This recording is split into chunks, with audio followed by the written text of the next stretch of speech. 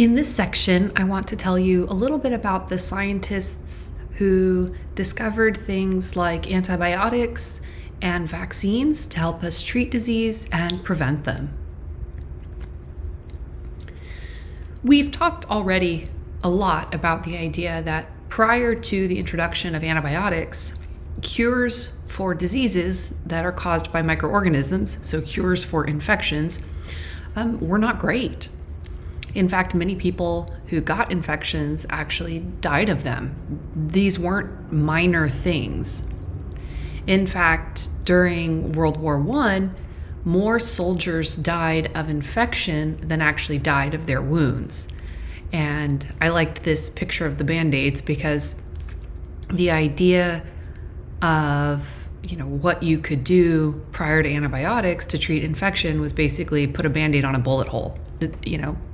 Band-Aids don't fix, I'm sorry to quote Taylor Swift, but Band-Aids don't fix bullet holes. And the treatments that we had prior to didn't really work all that well against most infectious agents. The other issue was that a lot of the antiseptics that were used for infection, we talked about things like mercury and arsenic, actually caused a lot more harm than good. We also did know that not all of the treatments for infection were totally crazy. I mean, some of them were, but not all. For example, we talked about the idea that the ancient Greeks would go to a health spa, fresh air, good food, relaxation, can't hurt, and that physicians knew that they should lance, drain, and clean wounds. So if a person had an abscess or a big infection, to clean it out. They didn't know why that worked, but they knew that that's what they should do. So the reason on the previous slide that I highlighted World War I as a conflict where more soldiers died of infection than died of their wounds is because World War I was really the last conflict where that was true. Between World War I and World War II, and during World War II, antibiotics were developed that really changed the course of medicine. So here you have a picture of a soldier, and when soldiers were injured, especially if they were injured in the head, obviously that would be often fatal. And so in the mid-19-teens, I guess, so 1915, they introduced helmets that would help protect the head better. The other statistic shown here is that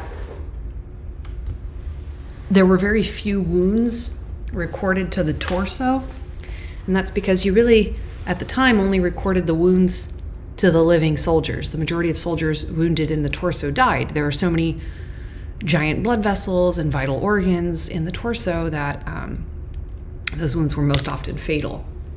Leg wounds were very common, and amputation was also very common. Arm injuries were caused a lot by artillery shells. And one of the other issues was that they were fighting during World War I in areas of Europe that were very muddy, and mud contains lots of microorganisms, and so when soldiers would get wounds, it was almost a guarantee that those wounds were going to get infected. And so that's what a British surgeon said: every gunshot wound is more or less infected at the moment of its infliction. And then finally, soldiers often got this thing called trench foot because they were standing in these kind of damp trenches. I mean, it was trench warfare. One side would dig a trench and sit in there and shoot at the other side who were standing in their trench shooting at that. Like, it was not like, war now. And so they would get skin and soft tissue infections in the feet that could often lead to the loss of the foot.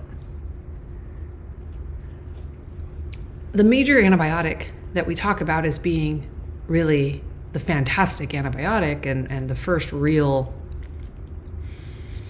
I guess, weapon we had to fight, if we're talking, using war metaphors, the first real weapon we had against infection was penicillin.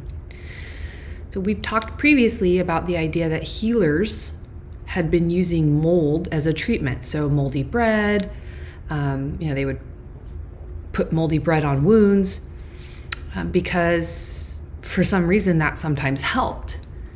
They didn't know why. They didn't know why it protected against infection, why it could heal a wound. But what scientists in laboratory settings had started to notice was that some fungus, like if it was grown side by side with microorganisms like Bacillus anthracis or Staph aureus. So remember, Bacillus anthracis causes anthrax. So when fungus was grown next to some of these bacteria, the bacteria didn't grow very well, or even at all. So then the idea becomes, what's next? What do we do next? And so next, we go to Alexander Fleming. And he was known to be a brilliant scientist, but he wasn't necessarily the tidiest of scientists. I'm not saying he was dirty, I'm just saying maybe he didn't pick up after himself as often as he should. So one year during the month of August, he went on holiday. Apparently that's a European thing. They go on holiday, so he was British. I think that should be instituted here in the States, but nobody asked me. So he went on holiday and he left a stack of plates on the lab bench that were cultured with Staphylococcus aureus. So just a bacterium that causes a lot of skin and soft tissue infections. It's a pretty dangerous one. It turned out that one of the plates growing the bacteria was also contaminated with a fungus. And when he came back to the lab in maybe late August, early September, he noticed that there were no bacteria that were able to grow in the area around the fungus. And so what it appears is that something the fungus is doing, or maybe something the fungus is producing, is keeping the bacteria from being able to grow. And that's really interesting. Why don't the bacteria grow around the fungus? And maybe he wasn't the first person to notice this, but he was the first person to start taking the next steps.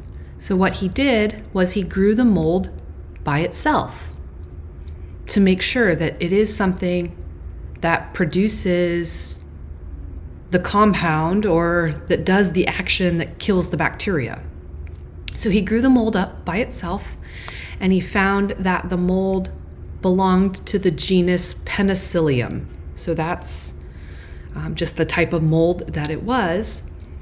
And he figured out that the mold, the fungus, right, was producing something that could kill the bacteria. And he called it mold juice. Eventually, he started calling it penicillin. I think that's much more marketable, much more palatable. If you go to the doctor, you have an infection, they're like, here's your mold juice treatment. Maybe it doesn't sound as good, but here's your penicillin. That sounds a lot better. So his work with the fungus and its ability to inhibit the bacteria began in 1928. And he published the first paper on this in 1929. So remember, World War II, well, the US didn't really get roped into World War II until after Pearl Harbor. So we're talking, I think that was 1941. World War I was over. I believe that ended in like 1918. It's been a minute since I took US history, so I'm sorry about that. So, but even World War II hadn't even started in Europe yet. It started in Europe before the US got roped in. So in the late 1920s, early 1930s, there was kind of this, tenuous peacetime. So we're not talking about wartime. We're not talking about urgency. We're just talking about normal scientific discoveries. Now, the issue that they were having was that they found it difficult to isolate and mass produce whatever compound was being produced by the mold. So these organisms, fungi, bacteria, all sorts of organisms, secrete lots of different kinds of compounds. So they push a lot of different stuff out of their cells. So mold juice was actually pretty accurate because they didn't know what was the specific thing that the mold was producing that was killing the bacteria. So it was really difficult to get it out and then to make tons of it. By 1940, there were two chemists who were able to isolate the compound itself, what we now know as penicillin, and to concentrate it, so to get it down and purified.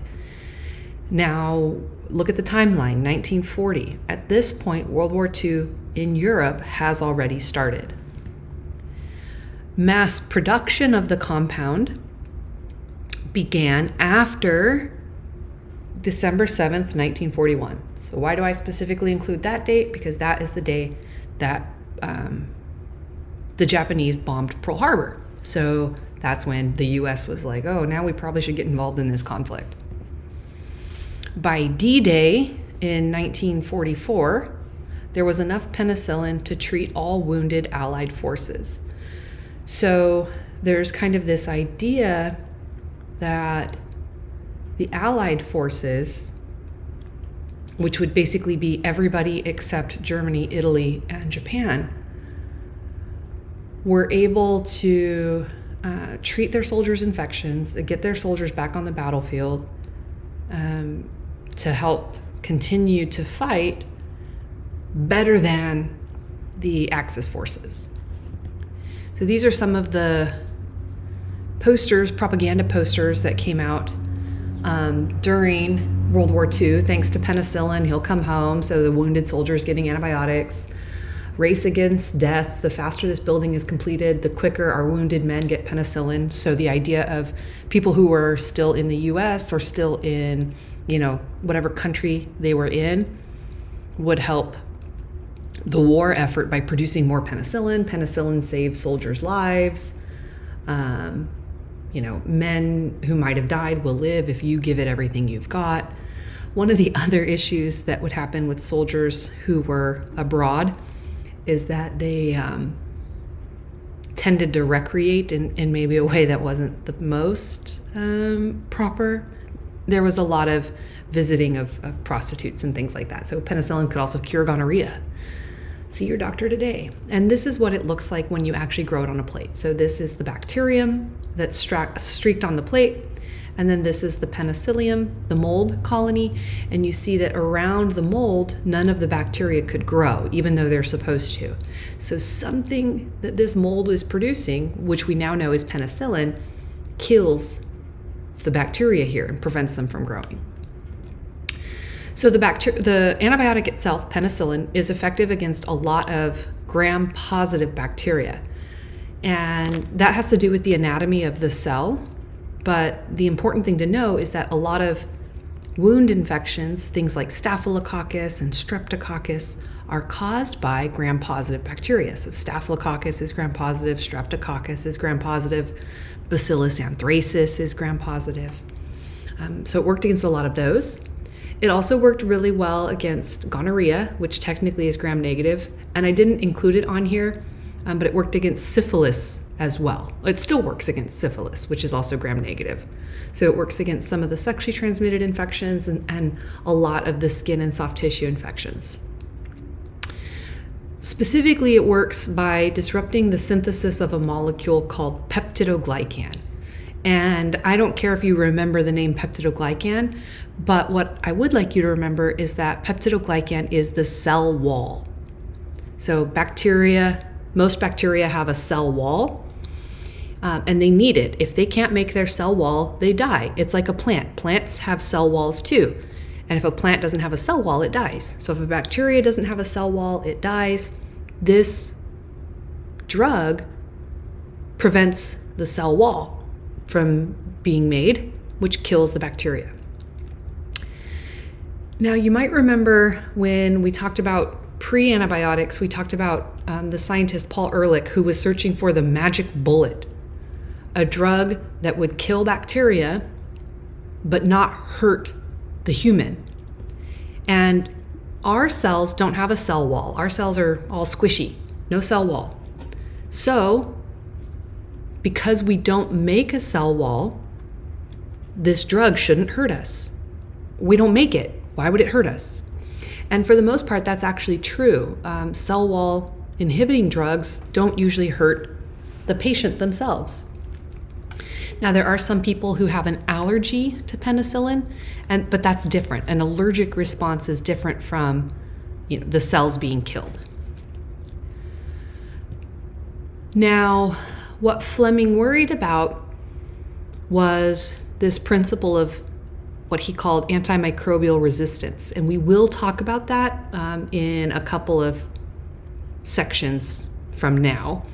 But the idea that the bacteria won't be killed anymore. Somehow the bacteria can evolve and change and not be killed by the antibiotic. And so he recommended you only use antibiotics when absolutely necessary, when you know the person has a bacterial infection and that the antibiotic will work. So you shouldn't take an antibiotic if you have a cold, because a cold is caused by a virus, or if you have the flu, because that's a virus, or if you have COVID, because that's a virus. Only when you have a bacterial infection.